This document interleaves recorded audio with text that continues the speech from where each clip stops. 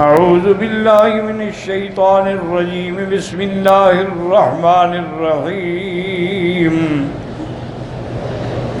أم اتخذوا آلهة من الأرض هم ينشرون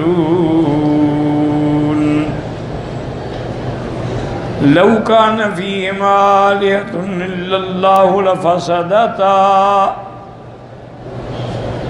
فسبحان الله رب العرش عما يصفون لا يسأل عما يفعل وهم يسألون قال المؤلف والمفسر رحمه الله تعالى أدام النفع بعلومه وعلومكم في الدارين آمين إلى أن قال ينکر تعالی علی من اتخذ من دونه آلہۃ. اللہ تعالیٰ ان لوگوں پہ انکار فرما رہے ہیں جن نے خود خدا بنا رکھے ہیں. فرمایا ہم اتخذوا آلہۃ من الارض هم ينشرون ای هم یحیون الموتى وینشرونهم من الارض ای لا يقدرون على شیء من ذلك فکیف جعلوها للہ ندا وعبدوها معه. کیا یہ سمجھتے ہیں کہ یہ زمین سے یہ زندہ کریں گے اور لوگوں کو اٹھائیں گے حالانکہ یہ کسی چیز کی بھی کوئی طاقت نہیں رکھتے. جب ان کے پاس کسی چیز کا کوئی اختیار ہی نہیں ہے پھر اس کو اللہ کا شریک کیسے بنا لیا ہے. ثم اخبر تعالی انه لو كان في الوجود آلهة غيره لفسدت السماوات والارض.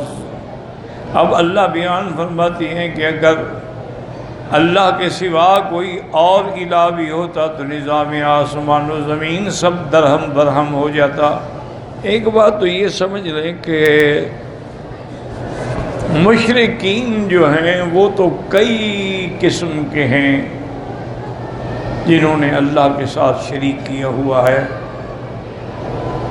بعض لوگ جو ہیں وہ درختوں کی بھی پوجا کرتے ہیں، سانپوں کی بھی پوجا کرتے ہیں، گائے کی بھی پوجا کرتے ہیں، دریا کی موجوں پہ بھی آگے کھڑے ہو جاتے ہیں سجدے کرنے کے لیے، آگ کی بھی پوجا کرتے ہیں. لیکن سب سے جو پہلی برائی ہے نا وہ بت پرستی. حضرت نوح علیہ السلام کے زمانے سے یہ ابتدا ہوئی ہے اس کی. چونکہ حضرت آدم علیہ السلام کے بعد تو کوئی زمین کے اندر کوئی مسئلہ ہی نہیں تھا، کوئی اختلاف ہی نہیں تھا. پھر حضرت نوح علیہ السلام کا زمانہ جب قریب آیا تو اس وقت یہ بت پرستی کی ابتدا ہوئی. اور ابتدا کیسے ہوئی یاد رکھیں کہ اس زمانے میں کچھ اللہ والے لوگ تھے، صالحین تھے، اچھے لوگ تھے، اللہ کی عبادت کرنے والے، اللہ کے بڑے مقرب بندے. وہ آہستہ آہستہ موت آتی گئی، فوت ہوتے گئے تو ابلیس لعین نے انسانوں کی شکل میں، ایک بزرگ کی شکل میں آ کر ان لوگوں کو اظہار کیا کہ بڑے دکھ کی بات ہے کہ ہمارے جو بزرگ تھے وہ تو سارے فوت ہو رہے ہیں. اب اس کے بعد کیا ہوگا؟ ہم کس سے نصیحت حاصل کریں گے؟ یعنی بظاہر وہ ہمدرد بن رہا ہے. تو انہوں نے کہا کہ پھر ہم کیا کر سکتے ہیں؟ انہوں نے کہا میرا مشورہ یہ ہے کہ ان لوگوں کی جو فوت ہو گئے ہیں نا ان کی ہم تمثیل بنا لیتے ہیں، بت بنا لیتے ہیں ان کی شکل کے، اور وہ ہم اپنے عبادت خانوں میں رکھ دیتے ہیں کہ جب ہم نماز کے لیے آئیں، عبادت کے لیے آئیں تو ان کو دیکھ کے ان کے کارناموں کو یاد کریں.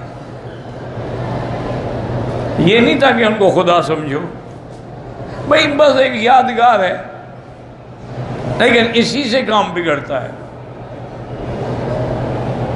آج ہمارے ہاں بھی آپ نے دیکھا ہوگا کتنے گھر ہیں جو اہل بدعت ہیں، ان کے گھروں میں اپنے بزرگوں کی بڑی بڑی قد آدم تصویریں لگی ہوئی ہیں، وہ ان پر پھولوں کے ہار ڈالتے ہیں. جب گھر میں داخل ہوتے ہیں تو ان کو سلام کرتے ہیں، اور یہ بھی عقیدہ رکھتے ہیں کہ اس تصویر کی وجہ سے ہمارے گھر میں برکت ہے، کہ ہمارے بزرگ کی، ہمارے پیر کی، ہمارے مرشد کی تصویر لگی۔ حالانکہ یہ نہیں جانتے کہ تصویر رکھنا تو حرام ہے۔ گھر میں اگر تصویر ہو تو اللہ کے فرشتے بھی نہیں آتے۔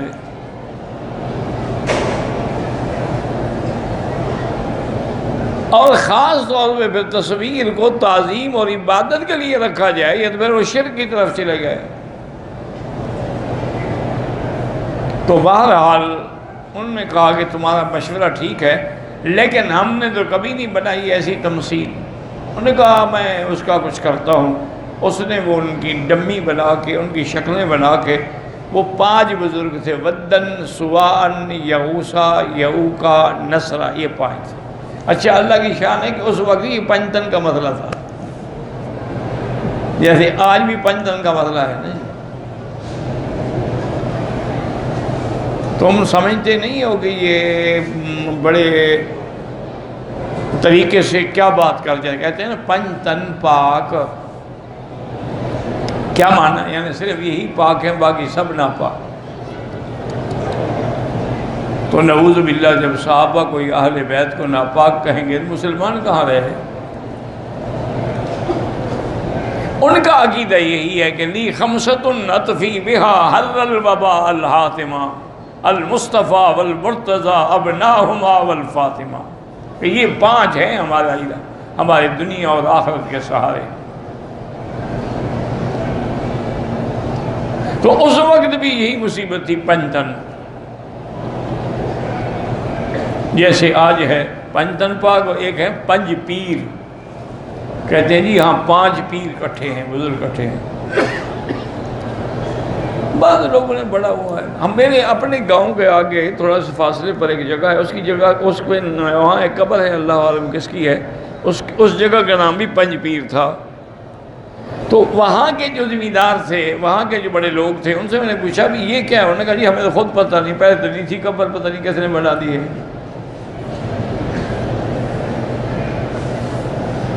تو ایسے فرضی بنتے رہتے ہیں مسائل، اللہ معاف کرتے۔ ابتدا یہاں سے ہوئی۔ ابھی ہندوستان میں، سری لنکا میں اور دوسرے دنیا کے ملکوں میں جائیں، دیوی دیوتا یہ سب کیا ہے؟ وہی ان کے، یعنی ان کے اپنے عقیدے کے مطابق میں ان کے بزرگوں کی شکلیں ہیں، یا پھر سیارات کی شکلیں ہیں۔ اس لیے کسی کے 4 سر ہیں، کسی کے 2 سر ہیں، کسی کے 4 ہاتھ ہیں، کسی کے 2 ہاتھ ہیں۔ اچھا، کچھ خدا مؤنث ہیں وہ دیوی کہلاتے ہیں، کچھ مذکر ہیں وہ دیوتا کہلاتے ہیں۔ پتہ نہیں انہوں نے مؤنث خدا کیوں بنائے، کہ شاید اس مذکر خدا کو ضرورت پڑے۔ اِنَّ لِلَّهِ وَإِنَّا إِلَيْهِ رَاجِعُونَ، جب اللہ ناراض ہوتا ہے نا، یاد رکھو، پھر اللہ عقل چھین لے۔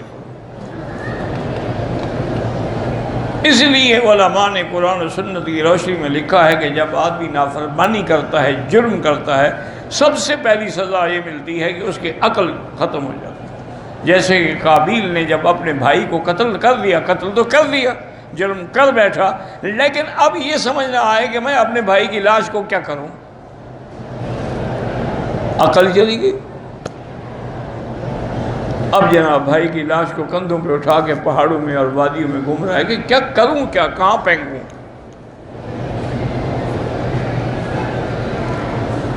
اللہ نے حابیل پہ بھی رحم کیا کہ اس کی لاش کی بے حرمتی نہ ہو۔ کوے آئے، انہوں نے کیا کیا کہ ایک کوا مر گیا تو باقی نے گڑھا کھودا اور اس مردہ کوے کو اس گڑھے میں رکھ کے اوپر مٹی ڈال دی۔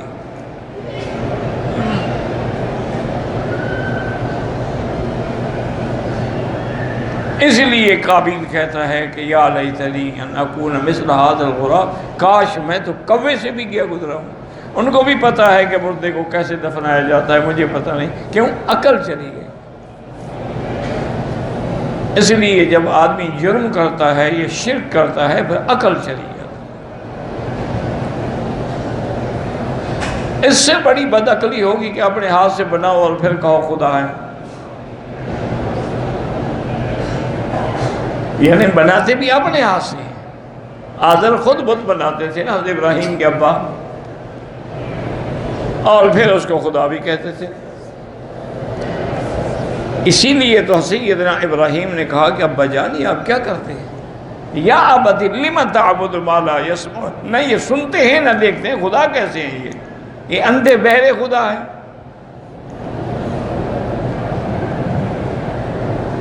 اور آگے حضرت ابراہیم نے جو بات کی نا وہ اصل ہے کہ یا ابت لا تعبد الشیطان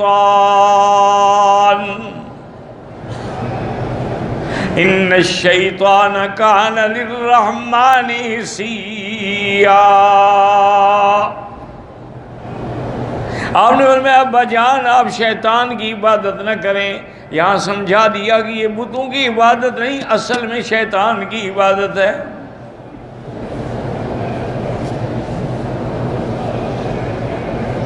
تو سب سے پہلا شرک جو ہے وہ یہی ہے کہ بت بنائے گئے، اور مشرکین مکہ نے تو حد کر دی کہ اللہ کے کعبے میں اور مقام ابراہیم پر، زمزم پر، صفا پہ، مروہ پہ 360 بت رکھ دیے۔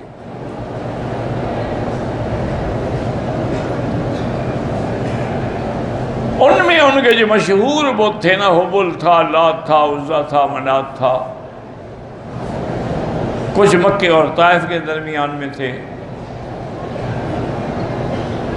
انہی کی وہ قسمیں کھاتے تھے اور انہی کی وہ جا کے ان کے آگے دعائیں کھڑے ہو کے بنتی کرتے تھے۔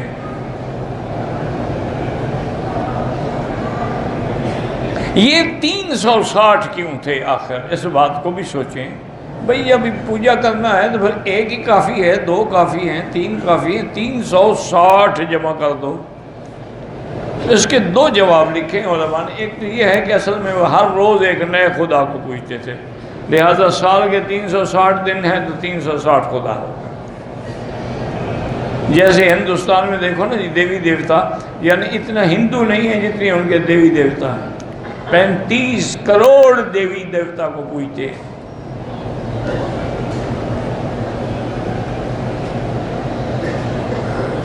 خدا زیادہ ہیں، ماننے والے کم ہیں۔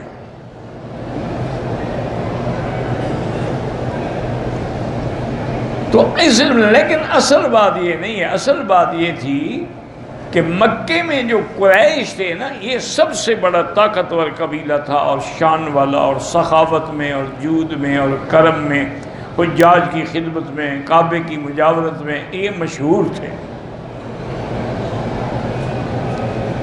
تو انہوں نے یہ اصول بنا رکھا تھا کہ جس قبیلے سے صلح ہوتی تھی نا، اس کے خدا کو لا کے یہاں رکھ دیتے تھے کہ تمہاری ہماری صلح ہے، تمہارا خدا ہمارے پاس۔ اور پھر جب جھگڑا ہوتا اس کے خدا کو پکڑ کے باہر پھینک دیتے، لے جاؤ اپنا خدا، تم جاؤ تمہارا خدا جاؤ۔ میں نے خود دیکھا ہے، ہانگ کانگ میں گیا تو میرے دوست ہیں، بھائی ہیں، ساتھی ہیں، قاری طیب صاحب، ان کے دعوت پر، تو شام کو ہم ویسے مارکیٹ میں نکلے کہ چلو یہاں کی بازاروں کو دیکھیں، تو وہاں ہم نے دیکھا کہ ان کے جو بت ہیں نا، خدا جو ہیں پلاسٹک کے بنے ہوئے، ربڑ کے بنے ہوئے، پلاسٹک کے، لیدر کے بنے ہوئے، اور ان کے ٹانگوں میں رسیاں ہیں اور لٹکے ہوئے ہیں، خدا لٹک رہا ہے۔ یہ سب کچھ دیکھنے کے بعد پھر وہ لے جاتے ہیں، اس کو رکھتے ہیں، عطر لگاتے ہیں، پھر اس کے آگے ہاتھ مان کھڑے جاتے ہیں۔ او بھئی وہ تو خود لٹکا ہوا تھا، پانی پہ چڑھا ہوا تھا۔ لیکن جب اللہ عقل چھین لے تو کیا کر سکتے؟ آپ اللہ کے حرم میں بیٹھے ہیں، کعبۃ اللہ میں بیٹھے ہیں، یہ نہ کہیں کہ مولوی مکی کہہ رہا ہے یا مولوی مدنی کہہ رہا ہے، اس بات کو چھوڑیں۔ اللہ نے آپ کو بھی تو عقل دیا ہے نا، کعبے میں آئے ہیں، عمرے پہ آئے ہیں، آپ نے طواف کیے ہیں، صفا مروہ دوڑی ہے، لبیک پڑھی ہے، اتنا تو آپ کو بھی عقل ہے کہ جن بزرگوں کی قبروں پہ جا کے سجدہ کرتے ہیں اور وہاں ہاتھ باندھ کے کھڑے ہوتے ہیں، میں نے خود دیکھا ہے، حضرت علی حجویری رحمۃ اللہ علیہ جن کو یہ داتا کہتے ہیں، حالانکہ یاد رکھو کہ داتا اللہ کے سوا کسی کو کہنا جائز ہی نہیں۔ اب تو خیر لاہور سارا داتا کی نگری ہے نا، خدا کی نہیں ہے وہ۔ میں نے خود دیکھا ہے وہاں کہ لوگ طواف بھی کر رہے ہیں ہاتھ باندھ کے کھڑے ہیں، رو بھی رہے ہیں اور الٹے پاؤں چل رہے ہیں، جیسے طواف الوداع کے بعد تم الٹے پاؤں چلتے ہو، حالانکہ یہ بھی بدعت ہے، الٹے پاؤں چلنے کا کوئی حکم نہیں۔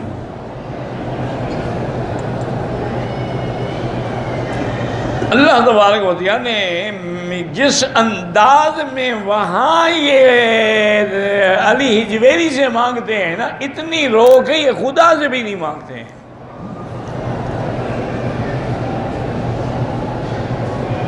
اور وہاں کے جتنے بڑے بڑے گھرانے ہیں نا جو بدعات میں الجھے ہوئے ہیں، ان کا تو اصول ہے کہ جب تک داتا کے لنگر سے کھانا نہیں آئے گا وہ کھانا نہیں کھاتے، پہلے وہ اس کو اپنے کھانے میں ملائیں گے، ایک ایک چمچ پھر کھائیں گے۔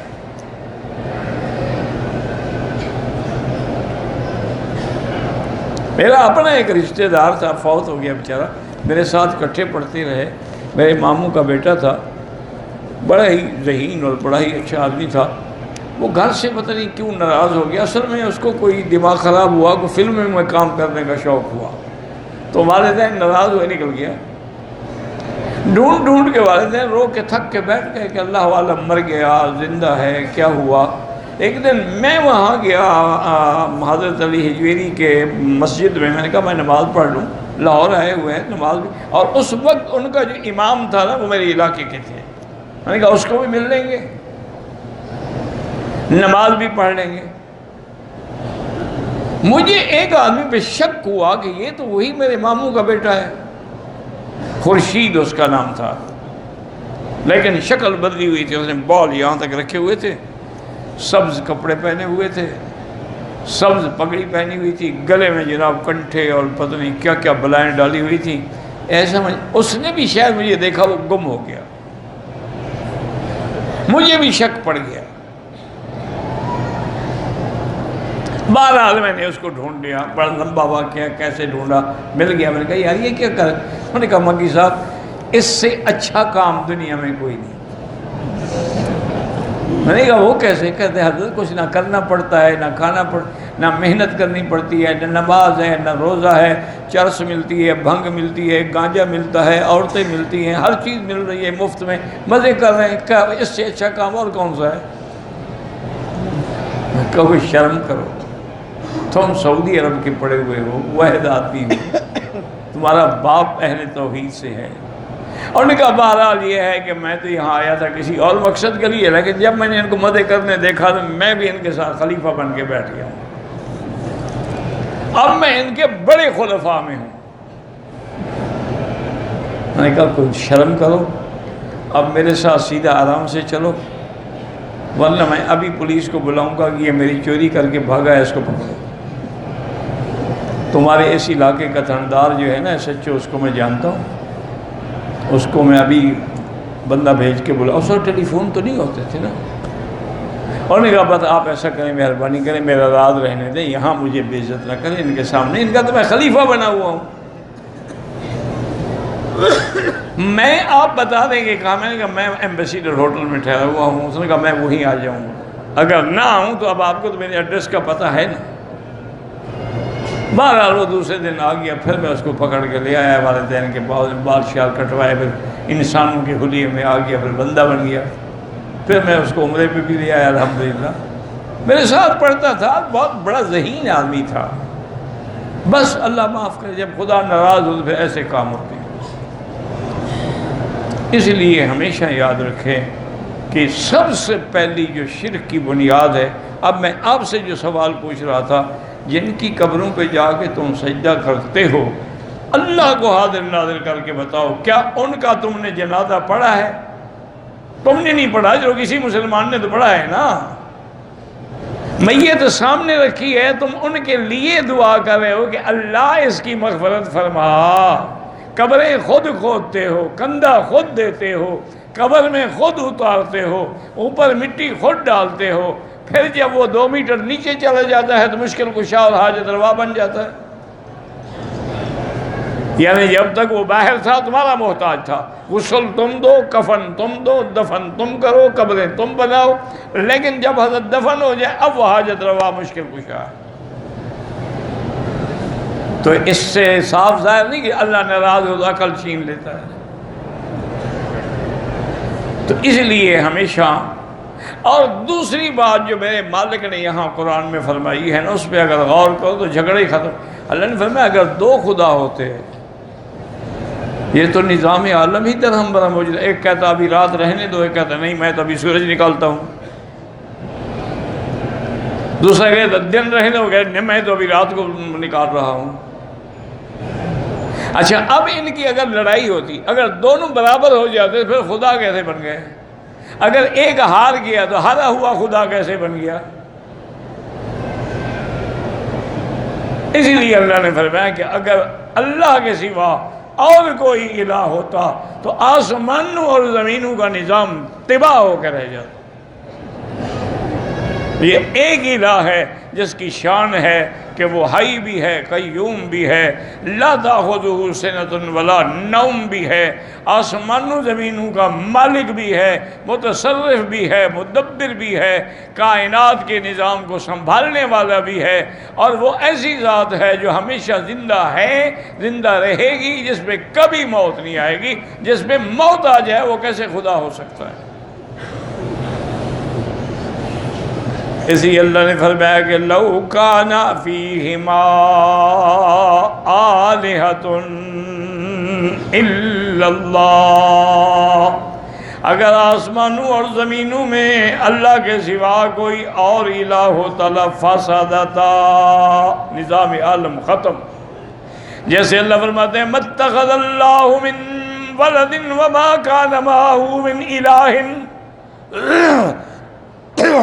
اللہ نے کبھی اپنا بیٹا نہیں بنایا، چونکہ سب اس کی مخلوق ہے، اس کو بیٹے بنانے کی کیا ضرورت ہے؟ اور اگر کوئی دوسرا الہ ہوتا تو ہر الہ کا اپنا اپنا الہ، اپنے الہ جو تقسیم کر لیتے کہ یہ میرا اور یہ تمہارا۔ اِذًا لَذَهَبَ كُلُّ إِلَٰهٍ بِمَا خَلَقَ، جو اس نے پیدا کیا وہ کہتا ہے یہ میں نے بنایا ہے تو میرا ہے۔